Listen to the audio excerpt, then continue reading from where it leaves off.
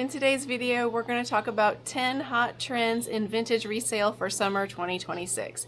If you're new to the channel, my name is Julie, and I have an antique booth in a brick and mortar store where I sell mostly vintage, very few antiques. However, if you are an online seller with an eBay shop or an Etsy shop or similar, then I think that you will find this video helpful today as well. I wanted to, for the purposes of this video, not just tell you what was selling for me in my antique booth right now, but I also gathered information from my viewers, and I also gathered information from other booth owners in my store who wanted to contribute to the videos. The first item that I want to talk about is kitchenware with fruit on it. Now, it used to be that it was just mostly like kitchenware with strawberries on it. I'll show you several examples of that in photos here. Mikasa Strawberry Festival pattern is hot. There is one by Sheffield called Strawberries and Cream that's really hot. And then Sears and Roebuck has a set of kitchen canisters in the Strawberry Fields pattern. Those sell for very high prices as well. But what I'm seeing now is that it's not just strawberries. Other types of fruit kitchenware are also hot. Recently, I have been selling a lot of the pie dishes in the Royal China Company vintage pie dishes, the ones with the recipe on them. I've sold a blueberry one, a strawberry one, a cherry one, a lemon meringue one, pretty much all of the fruit pies that you can imagine. All of those dishes have sold. I have no idea whether people are actually using them to make the pies, using the recipe, or if people are using them to display, because I'm only at the antique store twice out of every month. I'm not always there when someone buys something, so I can't ask them, just curious, are you going to make the pies or are you just going to use this for display? But anyway, I'm super excited about those sales. A couple of my LL Bean coffee cups in the blueberry pattern has sold. Things with cherries on them have been hot. I find vintage cherry patterns to be very hard to find. This trend is so hot right now that you will see it in all of the big box stores like Home Goods, Ross, Marshalls, TJ Maxx.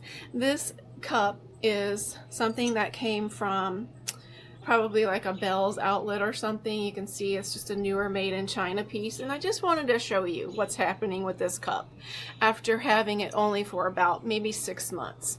It's got several chips on it. It's got chips in the paint, and it is developing cracks in the glaze already. So you can see that the quality of these newer mass-produced pieces made in China, things that are being sold at your big box stores, they don't have the quality of the vintage kitchenware that is highly desirable. Young people are shopping for vintage kitchenware, and they realize that this stuff is not anywhere near the quality of the vintage pieces. The second category of things that is just flying off the shelves for me right now is blue and white china, specifically plates. And it can be plates of differing sizes, because what we are seeing right now is that people are buying blue and white china plates for their decorative plate walls. They're not buying them to eat off of them, or even really to display in a china cabinet. Now, blue and white is hot.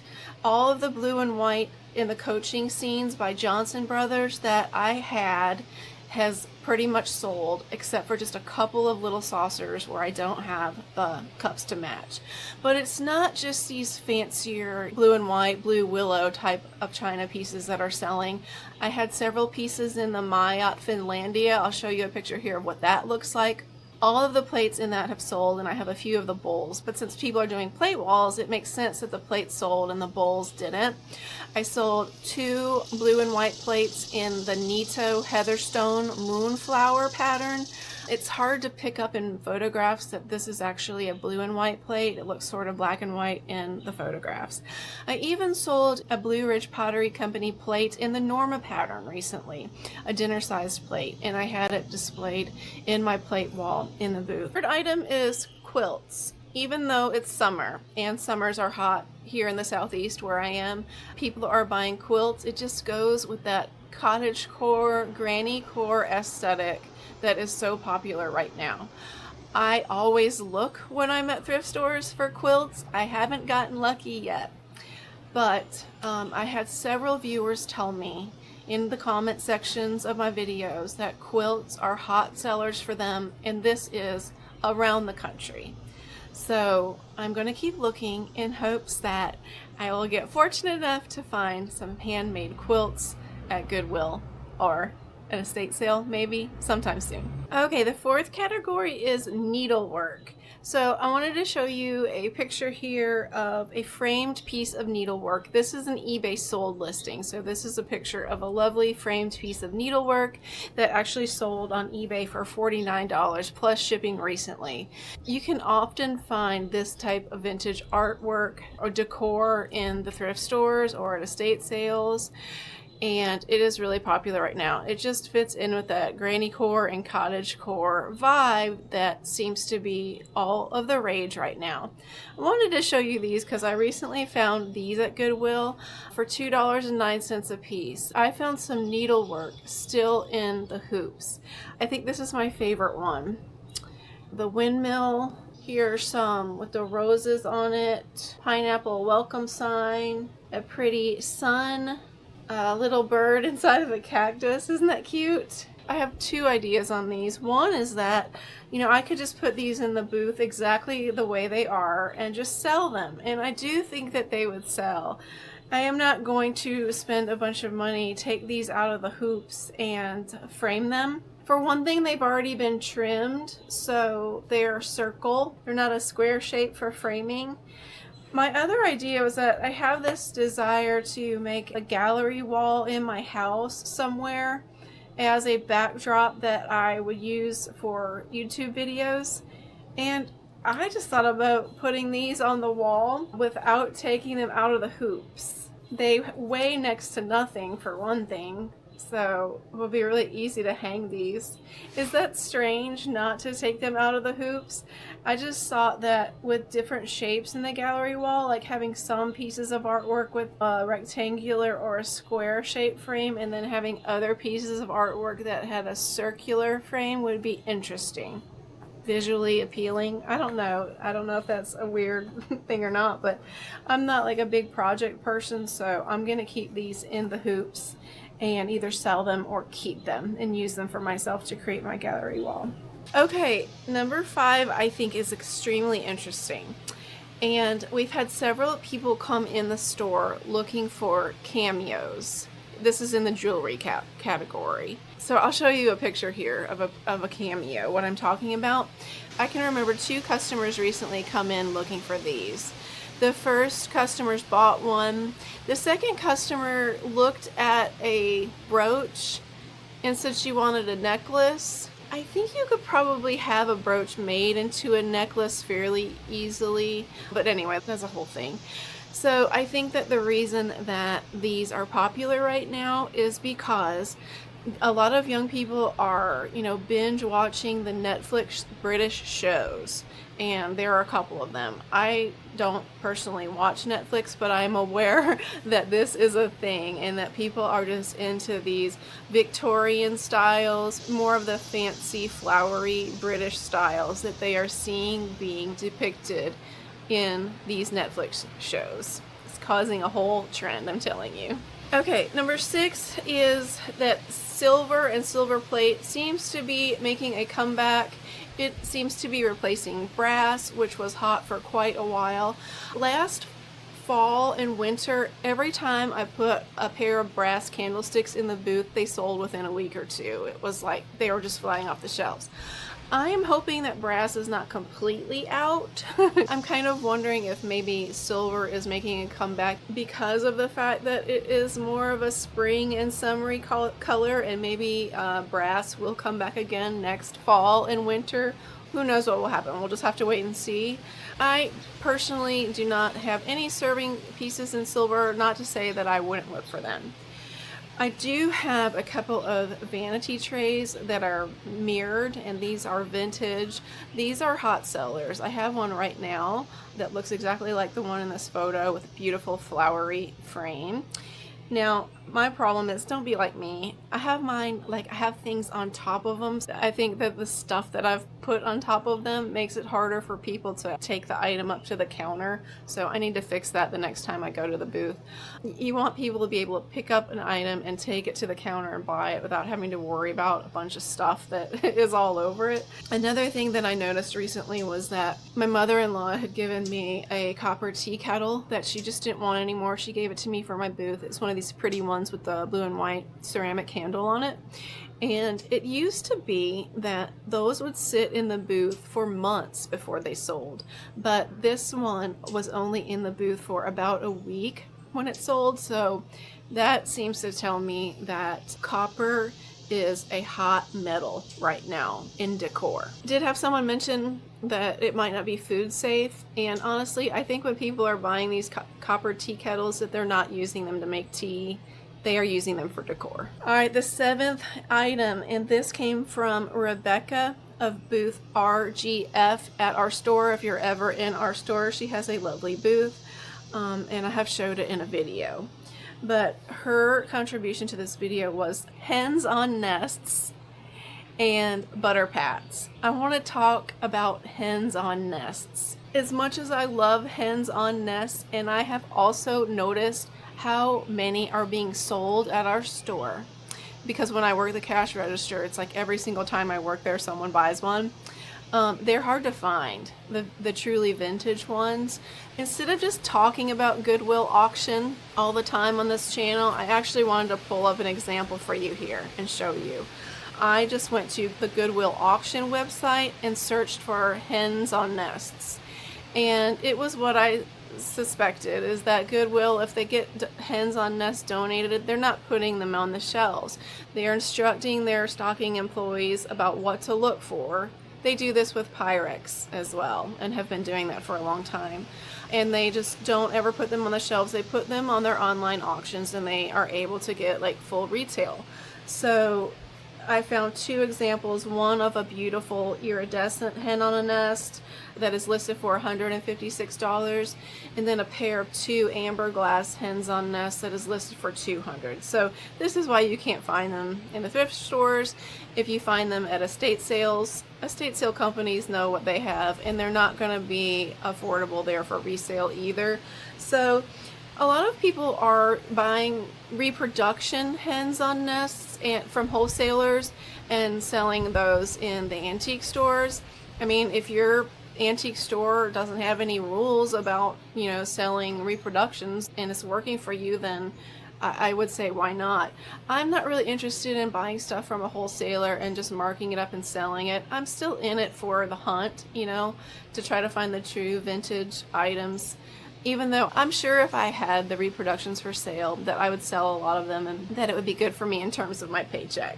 I did do a Google search to try to find hens on nests wholesale. The very first thing that popped up was Temu. So let me show you this listing here. It is for a 5-inch one, a hen on nest, your choice of color, for like $7.06. Now, so obviously that's a reproduction, but I mean, that's a decent size hen on a nest. That's not one of the tiny ones. So interestingly, Temu, their description doesn't call it a hen on nest. They just call it like a chicken-shaped candy dish or something like that. So I'm sure there's lots of opinions out there on Temu, and I'm not going to go into all of that, but you can see how easy it would be, even if you're not a member of like a wholesaler. With your business license or information, you can get these reproductions fairly easily online.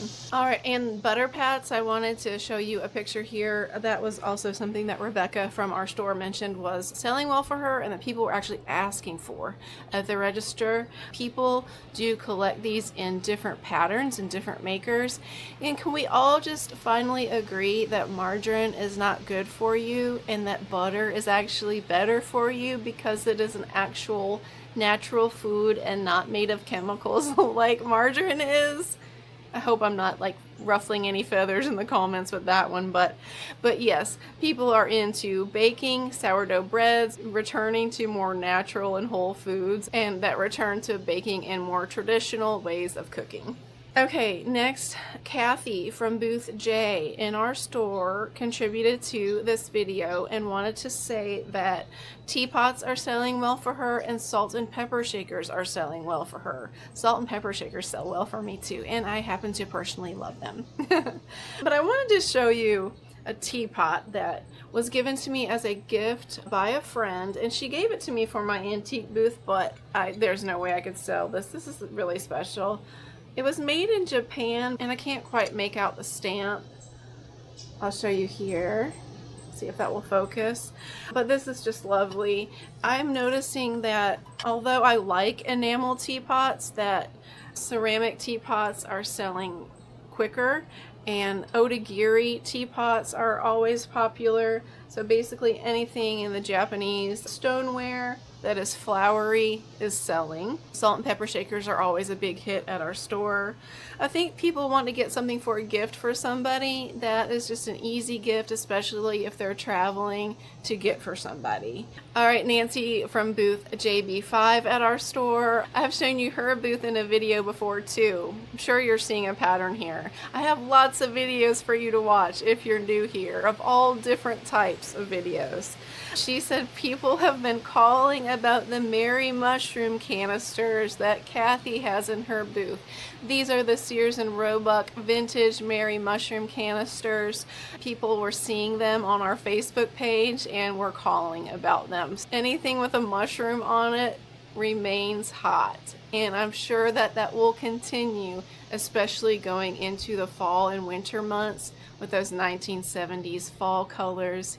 Yellows, browns, oranges, etc. Alright, and the 10th category that I want to talk about are vintage postcards and vintage photographs. Recently we had a young lady come in, and when I say young woman, I mean she was like maybe 18 or 19 years old, and she carefully went through a box of vintage photographs that we had in booth OHS. And she picked out several. It took her a long time. She looked through that bin for about 10 or 15 minutes and picked the ones that she wanted. But I asked her when she checked out what she bought vintage photographs for. I was curious if she used them for craft projects or, you know, scrapbooking projects or something like that. And she said the most touching thing. She said that she bought vintage photographs because it made her sad when she saw them in antique stores, and that she just hung them on her bedroom wall, just as a sign of respect to the people who were in the photographs. And I just thought that that was amazing.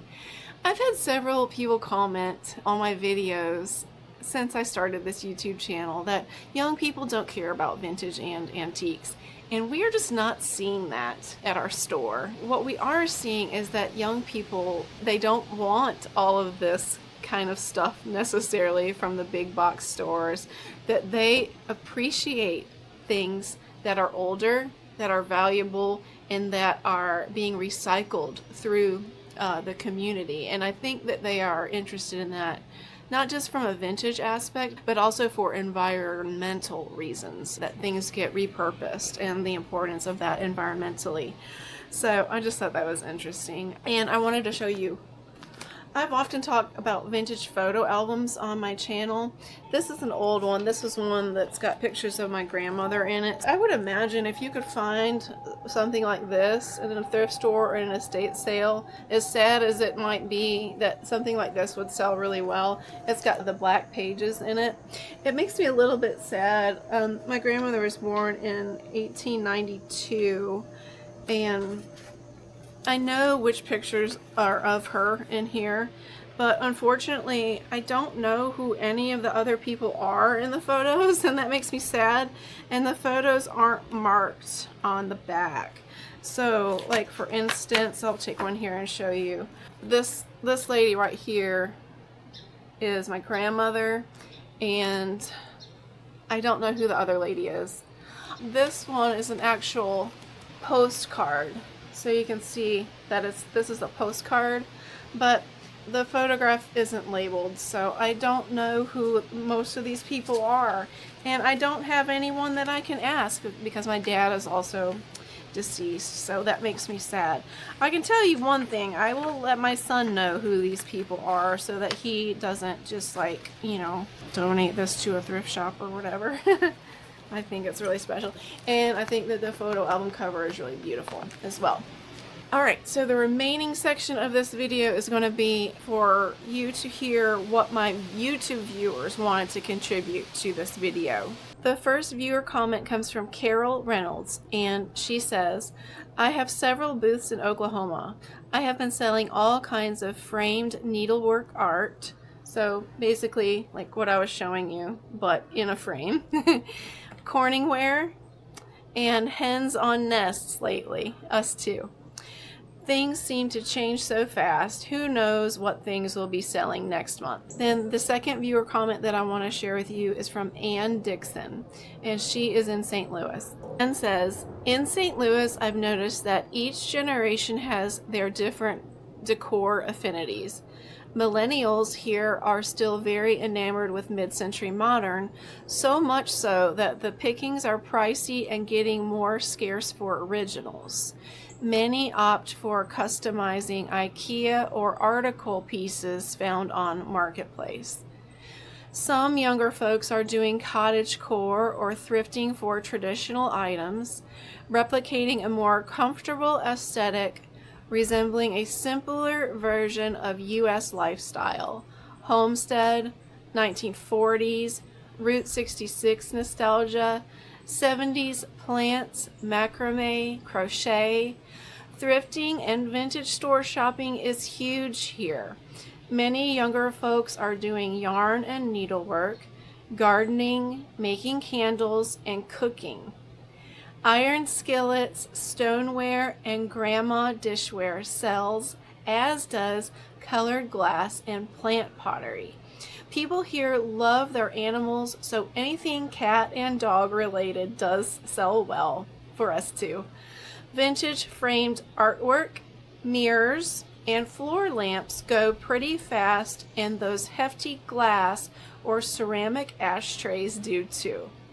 I'm a big lover of vintage ashtrays as well. So much good information in this comment, and thank you for that.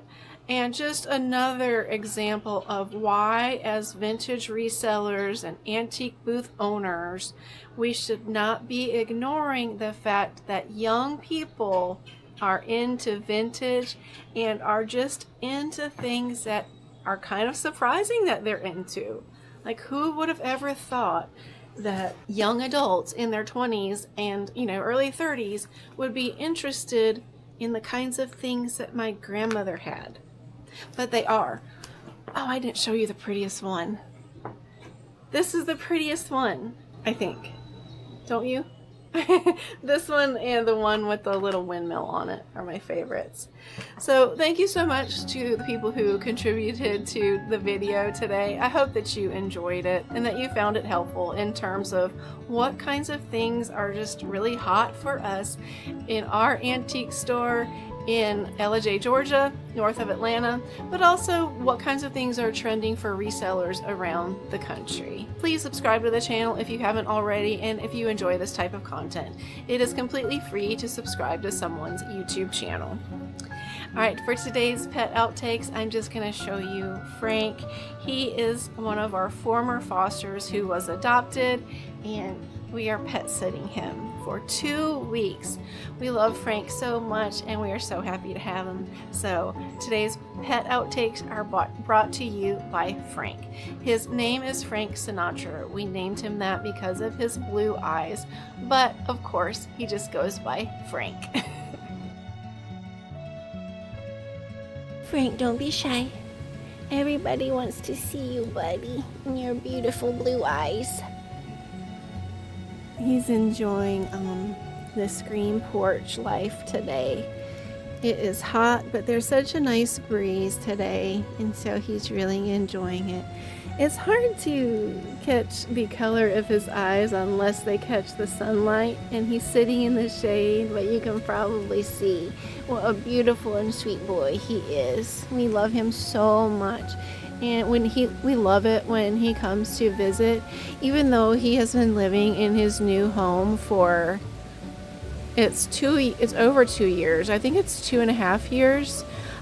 He just immediately fits back in when he comes to visit us, and we are happy that we have been able to pet sit him several times over the past couple of years.